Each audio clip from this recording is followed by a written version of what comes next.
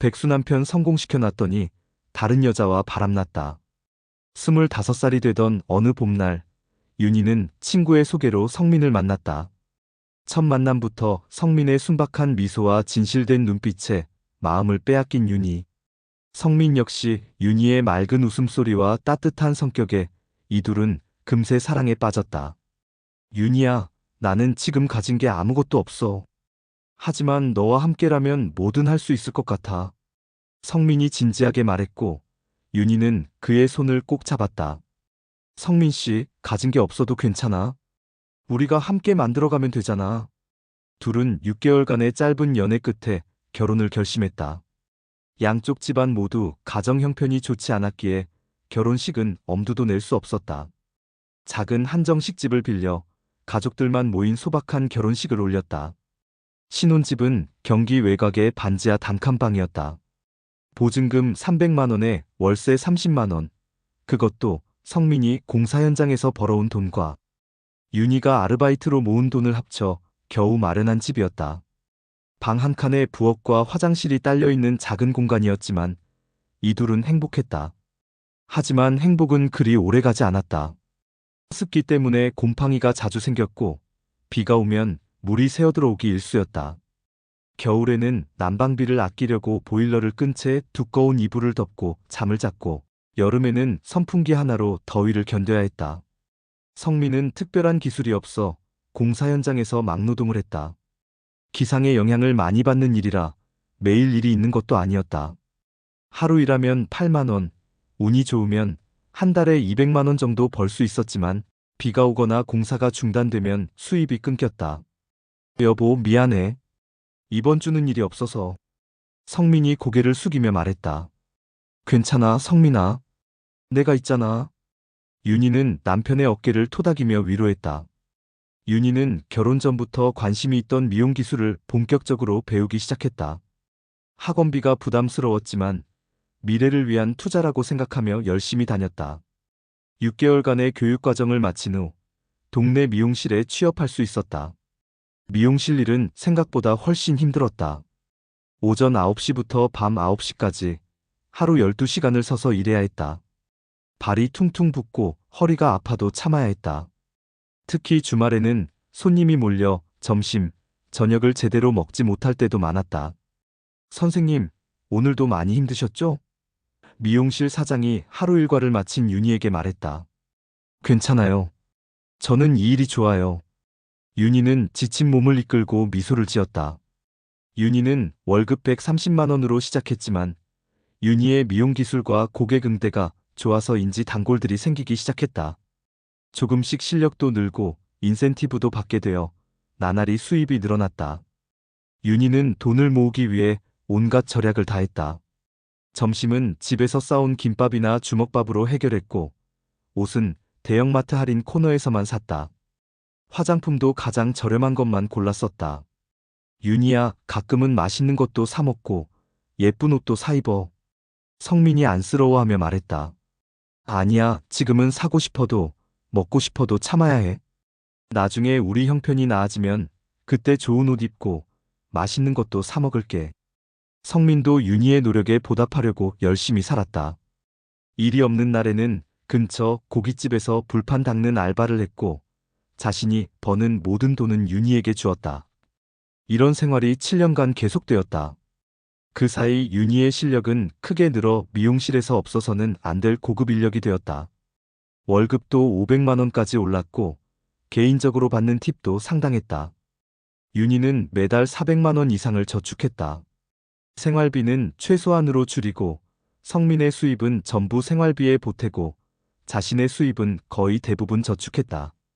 통장에 3억이 모였어. 윤희가 통장을 보며 신나서 말했다. 정말? 이게 다 윤혜 너 덕분이야. 성민도 기뻐하며 윤희를 안아주었다. 결혼한 진 8년 만에 윤희가 모은 돈으로 드디어 아파트로 이사할 수 있게 되었다. 3억짜리 전셋집이었다. 계약한 아파트는 32평형 아파트로 반지하에 비하면 천국 같은 곳이었다. 여보, 여기가 정말 우리 집이야? 성민이 아파트 열쇠를 받으며 믿어지지 않는다는 표정으로 말했다. 응, 우리 집이야. 이제 진짜 신혼집 같지 않아? 윤희는 눈물이 날 정도로 기뻤다. 새 아파트에서의 첫날 밤, 두 사람은 바닥에 이불을 깔고 누워 천장을 바라보며 이야기를 나누었다. 윤희야, 고마워. 너 없었으면 이런 날이 올 수 있었을까? 성민이 진심을 담아 말했다. 무슨 소리야? 우리가 함께 해낸 거지. 이제 시작이야, 성민아. 새 집으로 이사한 후 성민은 자신만의 사업을 하고 싶다는 꿈을 품기 시작했다. 공사 현장에서 일하다가 점심시간에 자주 가던 치킨집을 보며 아이디어를 얻었다. 윤희야, 나도 치킨 가게 한번 해보면 어떨까? 성민이 조심스럽게 말을 꺼냈다. 치킨 가게? 갑자기 왜? 치킨 가게는 망하지 않은 사업인 것 같아. 게다가 우리 동네에는 치킨집도 없어서 이 동네에서 가게 차리면 장사가 잘 될 것 같아. 공사 현장 근처에 있는 치킨집을 보니까 점심때는 밥을 팔고 저녁에는 치킨을 팔더라고. 하루 종일 운영하면 돈 좀 될 것 같아. 윤희는 처음에는 걱정이 앞섰다. 장사라는 게 말처럼 쉬운 것이 아니라는 걸 알고 있었기 때문이다. 하지만 성민의 간절한 눈빛을 보니 응원해주고 싶었다. 치킨 가게 하려면 자금은 얼마나 필요해? 알아보니까 1억 정도 들어갈 것 같아. 보증금, 인테리어, 장비, 초기 운영비까지 포함해서 1억은 윤희가 미용실에서 몇 년 더 일해야 모을 수 있는 큰 돈이었다. 하지만 윤희는 고민 끝에 결심했다. 성민아, 치킨 가게 하자. 윤희가 단호하게 말했다. 정말? 하지만 1억을 모으려면 당신이 몇 년을 더 고생해야 하잖아. 괜찮아. 나 지금까지 아무 불만 없이 재미있게 일해왔거든. 앞으로도 할 수 있어. 그런데 당신은 평생 공사장에서만 일할 수는 없잖아. 성민은 감동했다. 아내가 자신을 위해 이렇게까지 생각해주다니. 그는 윤희 앞에서 맹세했다. 윤희야, 정말 고마워. 나 꼭 성공해서 우리 윤희 고생 안 시킬게. 성민의 치킨 가게는 예상보다 훨씬 잘 됐다. 가게 위치도 적당했고 저가형 치킨집 컨셉도 좋았고 성민이 조리에 재능도 있었다. 무엇보다 윤희가 마케팅 아이디어를 제공한 것이 한몫했다. 여보, 오늘 매출이 150만 원이야. 성민이 신나서 말했다. 첫 달부터 수익이 났다. 두 번째 달부터는 월 순이익이 800만 원을 넘어섰다. 성민은 완전히 달라졌다. 자신감이 생겼고 사업가다운 모습을 보이기 시작했다. 윤희야, 이제 미용실 그만둬도 돼. 내가 충분히 벌 수 있어. 아니야, 조금 더 지켜보자. 장사라는 게 어떻게 될지 모르잖아. 하지만 윤희의 걱정과 달리 치킨 가게는 꾸준히 잘 됐다. 1년 후에는 가게 근처에 2호점을 열었다. 2년 차에 들어서면서 성민의 장사는 급성장했다. 세 번째, 네 번째, 다섯 번째 가게까지 연달아 열었다. 각 가게마다 매니저를 두고 성민은 전체를 총괄했다. 윤희야, 우리 이제 부자야. 성민이 월 매출 정산표를 보며 흥분해서 말했다. 월 순이익이 5천만 원에 달했다. 5년 전만 해도 월 200만 원 벌기도 힘들었던 성민이 이제는 한 달에 5천만 원을 버는 사업가가 된 것이다. 윤희도 놀라웠다. 성민이 이렇게까지 성공할 줄은 몰랐다. 하지만 한편으로는 걱정도 됐다. 성민아, 가게를 너무 많이 확장하는 건 아닐까? 조금 천천히 하는 게 어떨까?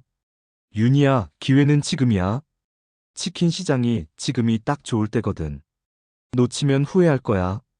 성민은 윤희의 조언을 들으려 하지 않았다. 성공의 맛을 본 후 그는 더 큰 성공을 꿈꾸고 있었다. 성공과 함께 성민은 점점 변해갔다. 옷차림새가 달라졌고 말투도 달라졌다. 예전의 순박한 모습은 찾기 힘들어졌다. 고급 시계를 차고 비싼 옷을 입었다. 차도 외제차로 바꿨다. 여보, 요즘 왜 이래? 예전과 너무 달라진 것 같아. 윤희가 걱정스럽게 말했다.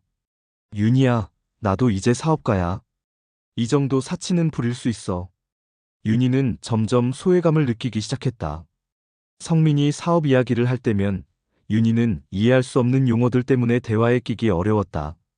성민의 친구들도 달라졌다. 다른 사업가들과 어울리면서 윤희와는 다른 세계에 살고 있는 것 같았다. 성민의 5번째 가게 매니저로 은정이 왔다. 28살의 은정은 예쁘고 똑똑했으며 사업에 대한 이해도도 높았다.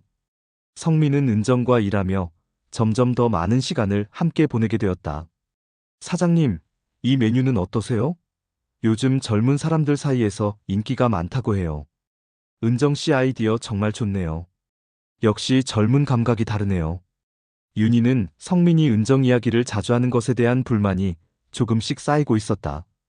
처음에는 단순히 일 때문이라고 생각했지만 점점 이상한 느낌이 들었다. 여보, 요즘 늦게 들어오는 날이 많네? 응, 새 메뉴 개발하고 가게 점검하느라 바빠.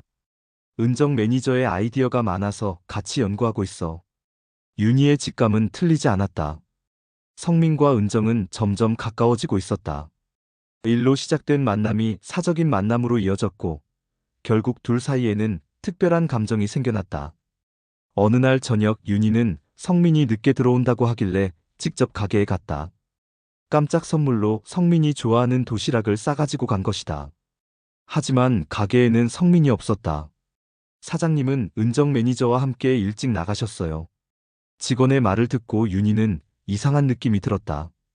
그날 밤 늦게 들어온 성민에게 물어봤지만 성민은 다른 가게에 점검을 갔다고 둘러댔다. 하지만 윤희는 더 이상 속지 않았다. 며칠 후 윤희는 성민을 몰래 따라가 봤다. 성민과 은정이 함께 호텔에 들어가는 모습을 본 순간 윤희의 마음은 무너져 내렸다. 7년간의 고생, 자신의 모든 것을 바쳐 일군 행복, 그 모든 것이 한순간에 무너져 버렸다. 윤희는 그날 밤 성민을 기다렸다. 새벽 2시가 돼서야 들어온 성민에게 윤희는 조용히 말했다. 여보, 나 다 봤어. 성민의 얼굴이 순간 굳어졌다. 뭘 봤다는 거야? 은정 씨와 호텔에 들어가는 거. 더 이상 거짓말하지 마. 성민은 잠깐 당황했지만 곧 뻔뻔한 태도를 보였다. 그래, 맞아. 나 은정이와 관계가 깊어졌어. 윤희는 성민이 적어도 미안해하거나 용서를 빌 줄 알았다. 하지만 성민의 반응은 예상과는 달랐다. 성민은 몇 달 후 이혼을 요구했다. 윤희야, 우리 이혼하자. 정말 이혼하고 싶어? 그 말 진심이야? 우리가 얼마나 힘들게 여기까지 왔는데 이혼이란 말을 어떻게 그렇게 쉽게 해? 하지만 성민의 의지는 확고했고 윤희는 이제 그를 더 이상 붙잡을 수 없다는 것을 알게 되었다. 결국 두 사람은 이혼했다. 재산 분할 과정에서 성민은 최소한의 재산만 주려고 했지만 윤희가 법정 다툼을 불사하겠다고 하자 어느 정도 선에서 합의를 했다. 성민은 이혼 후 곧바로 은정과 함께 살기 시작했다. 고급 아파트에서 새롭게 생활을 시작한 성민은 행복해 보였다. 은정은 젊고 예뻤으며 성민의 성공한 모습을 자랑스러워했다. 오빠 정말 대단해. 맨손으로 이렇게 큰 사업을 일구다니. 은정이 성민을 바라보며 말했다. 치킨 사업은 계속 잘 됐다. 6번째, 7번째 가게까지 열면서 성민은 지역 내에서 유명한 사업가가 되었다. 하지만 성민의 사업은 오래가지 못했다. 2년 후 전국적으로 조류독감이 발생했다. 정부는 닭고기 유통을 전면 금지했고 치킨업계는 하루아침에 벼랑 끝으로 내몰렸다. 오빠, 어떻게 하지? 가게들을 다 닫아야 한대. 은정이 불안한 목소리로 말했다. 괜찮아, 금방 끝날 거야. 조금만 버티면 돼. 하지만 조류독감 사태는 6개월이나 계속되었다. 그 사이 성민의 가게들은 하나 둘씩 문을 닫기 시작했다. 임대료, 인건비, 대출 이자는 계속 나가는데 매출은 전혀 없었다. 오빠, 사채를 써서라도 버텨야 하는 거 아니야? 은정이 제안했다. 성민은 사채를 써서 가게들을 유지해 갔다. 조류독감이 끝난 후에도 고객들의 발길은 뜸했다. 조류독감으로 한번 무너진 신뢰를 회복하기는 쉽지 않았다. 결국 성민의 치킨 사업은 완전히 망했다. 7개의 가게를 모두 정리하고 나니 빚만 6억이 남았다. 고급 아파트도 팔아야 했고 외제차도 처분해야 했다. 오빠, 이제 어떻게 하지? 은정의 목소리에는 더 이상 애정이 느껴지지 않았다. 다시 시작하면 돼. 나는 다시 일어설 수 있어. 하지만 현실은 냉정했다. 40살이 넘은 성민에게 새로운 사업을 시작할 자본도 기회도 없었다. 빚 때문에 신용도 나빠져서 대출도 받을 수 없었다. 은정은 성민의 몰락을 지켜보며 점점 사랑이 식었다. 성공한 사업가 성민을 사랑했던 것이지 실패한 성민에게는 관심이 없었다. 오빠 미안한데 나 좀 생각할 시간이 필요해. 은정이 조심스럽게 말을 꺼냈다. 무슨 생각? 우리 관계 말이야. 이렇게 힘든 상황에 함께 있는 게 서로에게 도움이 안 될 것 같아서. 성민은 은정의 말을 듣고 충격을 받았다. 자신이 전부인 윤희에게 했던 말과 똑같은 말을 은정이 하고 있었다. 은정아, 지금 잠시 어려운 거야. 금방 일어설 수 있어. 오빠 현실을 봐. 빚이 6억이야. 오빠가 뭘 해서 6억을 갚아? 결국 은정은 성민을 떠났다. 은정마저 성민을 떠난 후 성민은 완전히 무너졌다. 남은 돈마저 다 떨어져 월세방도 구하기 어려운 상황이 되었다. 결국 고시원에 들어가 근근히 생활을 이어갔다. 일자리를 구하려 해도 쉽지 않았다. 나이도 제법 있고 특별한 기술도 없었다. 사업 실패 경력 때문에 취업도 어려웠다. 결국 다시 공사 현장으로 돌아가야 했다. 고시원 작은 방에서 혼자 지내며 성민은 과거를 돌아보기 시작했다. 윤희와 함께했던 반지하 시절, 그때는 비록 가난했지만 행복했었다. 윤희가 자신을 위해 얼마나 많은 희생을 했는지도 이제서야 깨달았다. 성민은 매일 후회했다. 은정과 바람을 피운 것도, 윤희를 차갑게 대한 것도, 이혼을 요구한 것도 모든 게 본인의 잘못이었다. 특히 윤희가 자신을 위해 희생한 모든 것들을 무시한 것이 가장 큰 죄였다. 공사 현장에서 점심시간에 혼자 앉아 있으면 윤희가 자신을 위해 도시락을 갖다 주던 기억이 떠올랐다. 새벽 일찍 일어나서 정성스럽게 반찬을 만들어주던 모습, 자신이 늦게 들어와도 따뜻하게 맞아주던 미소. 윤희야 미안해. 성민은 혼자 중얼거리며 눈물을 흘렸다. 하지만 이미 늦었다. 윤희는 이제 성민의 삶에 없었다. 어느 날 공사 현장에서 일하던 중 성민은 우연히 윤희 소식을 들었다. 같이 일하던 동료 중 한 명이 성민의 예전 동네 사람이었다. 성민 씨, 윤희 씨가 아직 미용실에서 일하고 있더라고요. 겉으로 보기엔 잘 지내고 있는 것 같더라고요. 성민은 복잡한 감정이 들었다. 윤희가 잘 지내고 있다니 한편으로는 다행이었지만 다른 한편으로는 자신 없이도 잘 살고 있다는 게 서운하기도 했다. 몇 달이 더 지나면서 성민의 후회는 더욱 깊어졌다. 혼자 고시원에서 라면을 끓여 먹으며 몸이 아파도 병원에 갈 돈이 없어 참으며 지내다 보니 윤희가 얼마나 소중한 사람이었는지 뼈저리게 느꼈다. 성민은 점점 윤희에게 돌아가고 싶은 마음이 커졌다. 자신의 잘못을 인정하고 진심으로 사과하면 혹시 용서해줄까? 다시 예전처럼 함께 살 수는 없을까? 드디어 성민은 용기를 냈다. 윤희가 일하는 미용실을 찾아가기로 결심했다. 가는 길에 꽃가게에서 윤희가 좋아했던 장미꽃을 샀다. 예전에 기념일 때마다 사주던 그 꽃이었다. 미용실 앞에 서서 성민은 한참을 망설였다. 들어가서 뭐라고 말해야 할까? 어떻게 어떤 말로 대화를 시작해야 할까? 심장이 두근두근 뛰었다. 미용실 유리창 너머로 윤희가 보였다. 손님의 머리를 정성스럽게 자르고 있는 모습이었다. 성민이 미용실 문을 열고 들어갔다. 윤희가 고개를 돌려 성민을 보는 순간 시간이 멈춘 것 같았다. 성민? 윤희가 놀란 표정으로 말했다. 윤희야, 오랜만이야. 미용실에 있던 다른 사람들이 모두 두 사람을 쳐다봤다. 윤희는 당황한 표정으로 성민을 바라봤다. 잠깐만 기다려. 윤희가 손님에게 양해를 구하고 성민과 함께 밖으로 나왔다. 갑자기 왜 왔어? 윤희의 목소리는 차가웠다. 윤희야 할 말이 있어서. 성민은 준비했던 말들이 입에서 나오지 않았다. 윤희의 차가운 시선 앞에 모든 용기가 사라졌다. 성민아, 무슨 말인지 알 것 같은데 이미 끝난 일이야. 윤희가 단호하게 말했다. 윤희야, 내가 정말 잘못했어.